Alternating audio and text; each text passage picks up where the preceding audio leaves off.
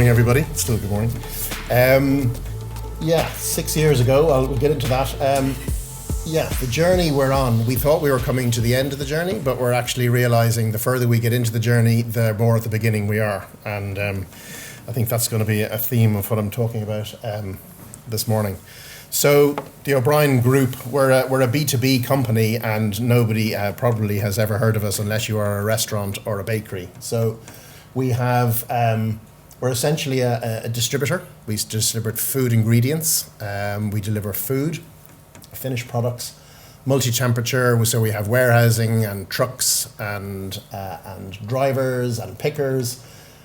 We were established in 1964. My father set up the business, and about 20 years ago he wanted to hang up his boots, and my brother was crying out for help, and so I came back from London and joined it about 20 odd years ago. We have 130 staff. We have a turnover of about 55 million, so sort of in the food service distribution business, we're a small fish in a big pond. But we have an aspiration to get to 100 million within the next 10 years. And again, you can say, why 100 million? Well, the food service sector and the bakery sector is 4 billion in total. So we feel that actually going from 55 to 100 is not easily, but it is get-atable. So we trade out into the marketplace under two brands, O'Brien Ingredients, which predominantly is to bakeries. So if you've ever been into a Super Value, all the bakery stuff you get in Super Value, that's all our ingredients. We supply them into their in-store bakeries nationwide. Craft bakeries, all your high street bakeries that you're north, south, east and west. And plant bakeries, so your Johnson, Mooney and O'Brien you'd be familiar with, and then all the own label manufacturers of cake that you see out on the shelves. We then, about 14 years ago or so, realised that there was a missed opportunity in our business to supply the food service sector. So we set up Odaios Foods, completely different name. O'Brien Ingredients supplies to bakers, whereas Odaios Foods supplies to chefs. And for anybody who knows bakers and chefs, they are two completely different people with different skill sets, different language, and so on. So the biggest one is that in bakers bake bread and chefs cook bread, which I found out early on. So that is to service the hotel and restaurant sector, cafes, contract caterers, and fine food retail. So separate sales teams out front, separate commercial teams, different margin expectations, but the same sort of back end. So back end systems, warehousing, trucks. There are synergies between the two businesses. So that's sort of who we are. Biggest challenge is, how does one get from 55 to 100 million? And I think the key word there is profitably. It's very easy to employ lots of salespeople, lots of commercial people doing pricing, lots of drivers, lots of trucks, lots of warehousing, and it's a sure, fast way to go bust very, very quickly. So that's the challenge we faced. We faced it back in 2018, but really only got our head around it in 2022.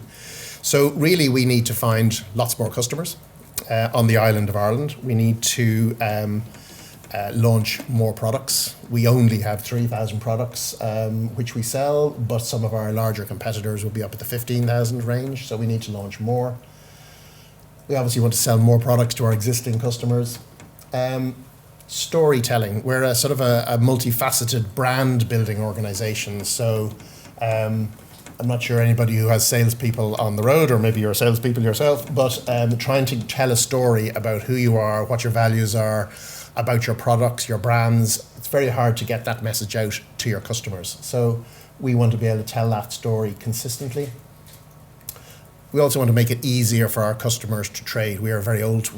Well, up to about 2 months ago, we were a very old-fashioned business. We had salespeople on the road with clipboards, shirts and ties, and people used to fax. For people who are a little bit older, they used to fax in orders. They email them mostly now, and so on. So that was where we were, very paper-based, brochures and so on. We also want to be less reliant on our salespeople, where somebody may look after a particular area or a customer base, And if they decide, for whatever reason, personal circumstances, they want to move on, you don't want all that knowledge and experience and contact, more importantly, with the customers, with them, and that disappears.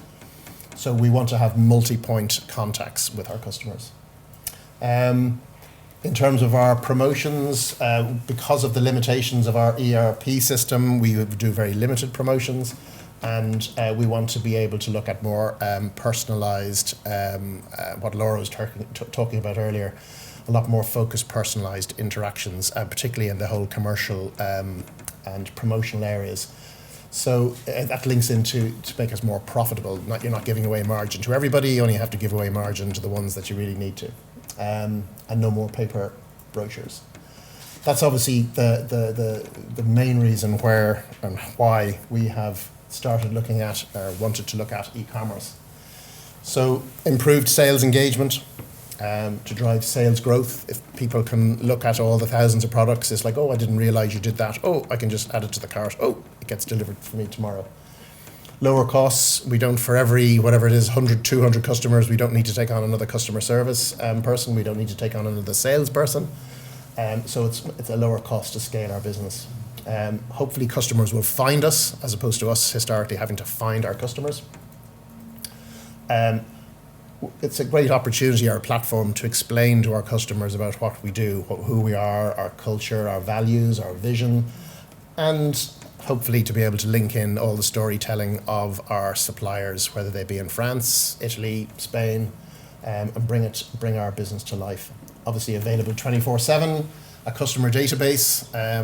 I know I was getting warned by some of my team here about GDPR, but the more information we can get about our customers, the better we're going to be able to target them with the products that they need. Analytics, international sales. We don't sell off the island of Ireland, but we do have a sourdough bakery. There was the photograph on the very first page, and I think there's 280 million Americans that would love to buy some traditional Irish sourdough bread. And they potentially will be able to find us where they weren't able to before. And improve service offering to our customers. Alistair mentioned back 2018. Yeah, we actually attended, some of the guys here, my team.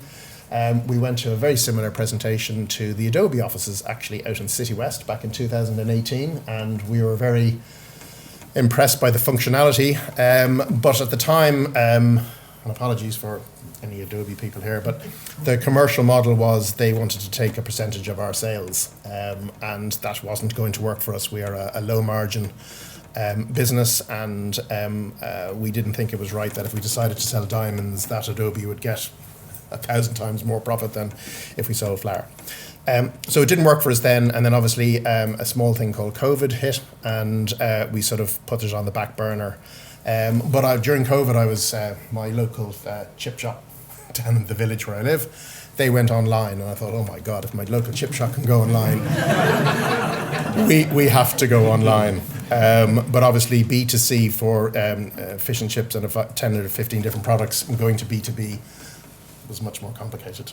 The other reason we chose Monsoon is that they were obviously working very closely with Magento and the Adobe product. A global player who were going to be continuously investing in B2B, as opposed to going to a local Irish, somebody who's going to bespoke, which could disappear. So we always knew that we wanted to go with a large piece of software that was a global software that was going to be invested in, and we could go on that journey with them. So the discovery, the process then, obviously we agreed all our terms and conditions and said we wanted to do business, and the first part of the project is the discovery phase, and that's really for where Monsoon gets to discover what our business is. It also gets us to sort of think about what do we want our e-commerce system or platform to look like. It gets us to think about, do we have any of the skills required internally to deliver the project? It's an opportunity to get other members of the team to put their ideas down. Ours was reasonably complex. We have 2 websites we wanted, but we wanted to go to differentiate ourselves from our competitors. So we wanted to have live stock, live pricing, live, which means live links between our ERP system and the Magento front end. I suppose looking back on it now, the discovery phase, we probably could have had a couple of pre-discovery phases in that what we thought we wanted, we didn't get into any of the level of the detail that we needed to, and it came back to haunt us a little bit later on in the project.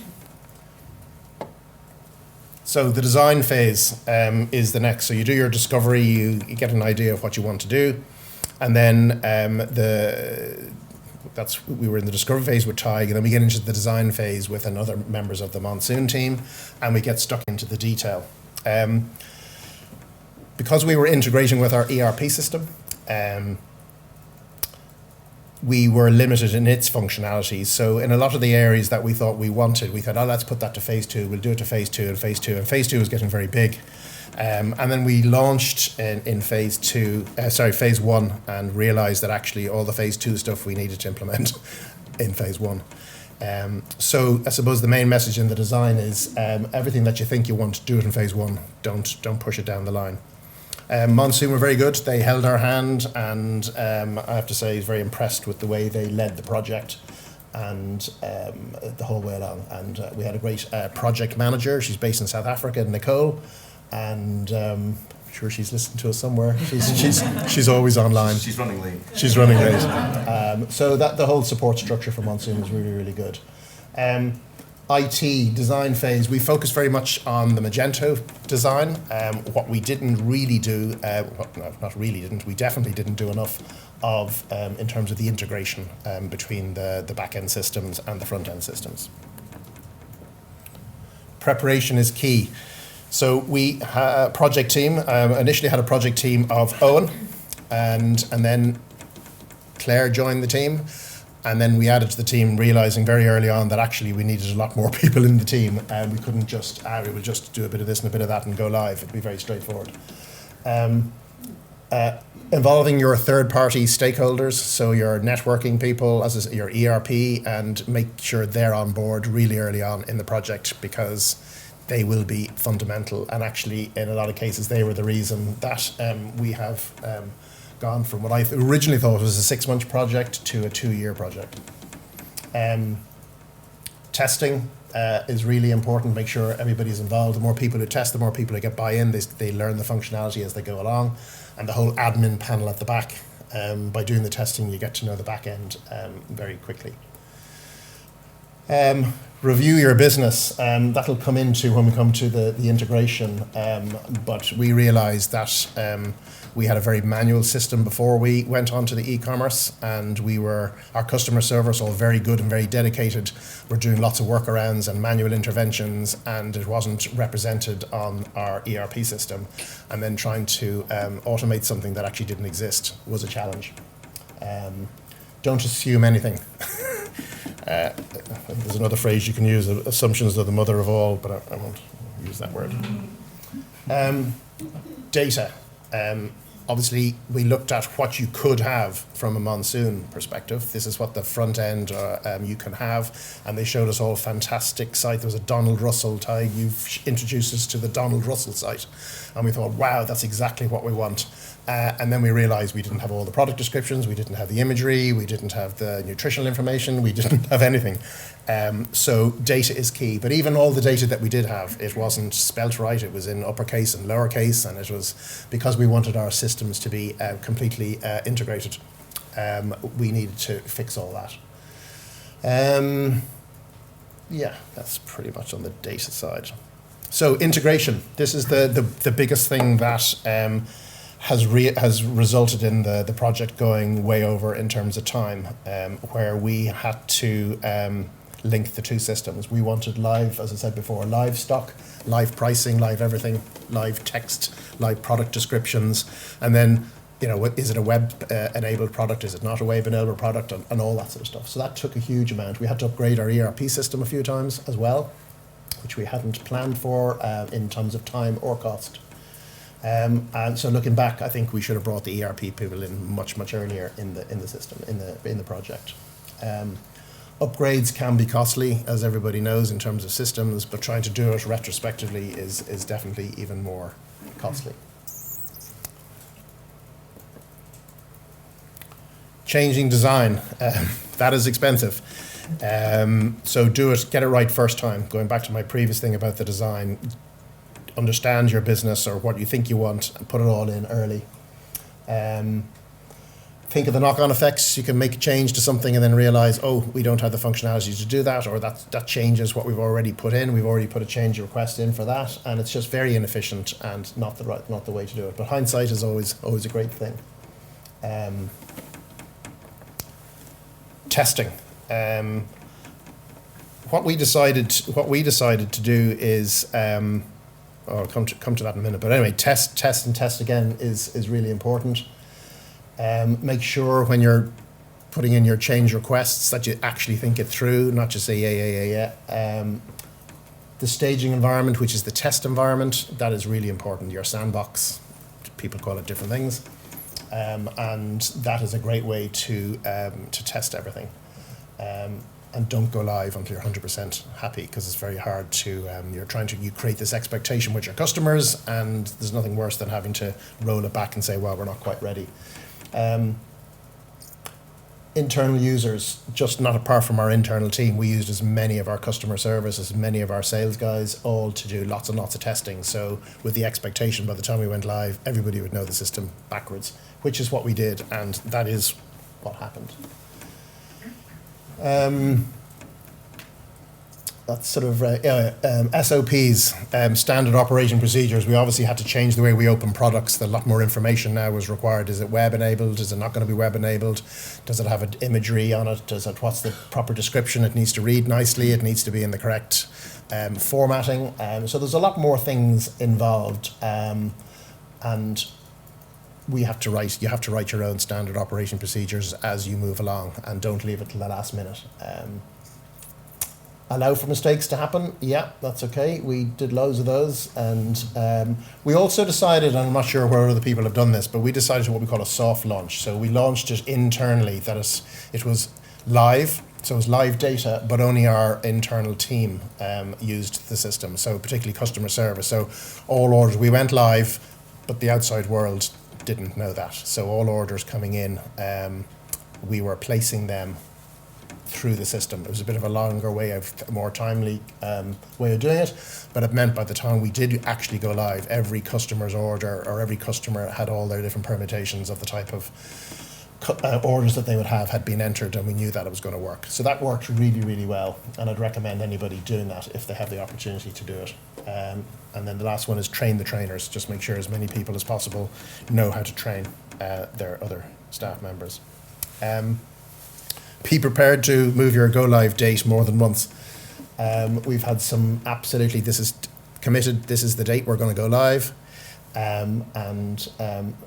we've had to move it. But because we were internally, it was okay, we could do that. Soft launch we talked about. Except that it may take time for customers to adopt, we just assumed we'll go online, everybody who wants to go online, and we'll have 100% of people ordering within the first week. So we sort of straddled it, let's go out live with 20 customers, let's not turn all the taps on all the time.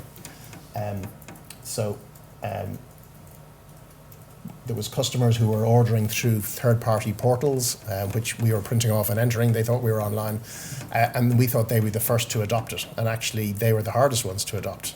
So it was a very important project from our perspective, but not for our customers as much as we thought they would be. But it's gone well. Contingency, always have contingency, in terms of budget as well and time, and then double it again. Would be the main message. Where are we now? So the Odaios Foods, because I'd say as a business, as an industry, they're a bit more online than the bakery trade would be. So we decided to go with Odaios Foods first. So we launched in March, and as of today, 25% of all orders now are going entered online, and the target is to have it at 50% by the end of the year. And I think industry recommendations or expectations will be that by the end of year 3 you'd have 90%. And then our O'Brien Ingredients, the bakery side, we're launching in July. what are the learnings, I suppose, is that involve all of your IT systems, your integration. The more you integrate, the more challenges there will be. So look at that as early as possible. Data, get your data right. Start working on that early. Your customer data, your product data, descriptions, and so on. Communicate a lot with the company, your own internal. Communicate with your customers. The project is going to take a lot longer. And it's going to cost a lot more than you think. It's no different to doing a house extension. Whatever you budget, double it. It's come in about that. But at the end of the day, I've highlighted all the sort of potential challenges. They are challenges, and you will face them, and you will get over them. It is going to be a game changer for our business, and that's the reason why we did it. So on that basis, it's been a great success. But it's a project that keeps on giving, keeps on taking. It's like an onion; you keep on peeling it, and So the more we got into it, and even on the previous presentations there, the more we realise actually we are only the beginning of a journey. And our big challenge now is we've done the IT part of it. It's now how to use it as a tool to actually drive the growth, so we can get to the 100 million by 2034. And that's a brief skip through. I think I'm out of time. Of our project and our experience of working with Monsoon and Magento.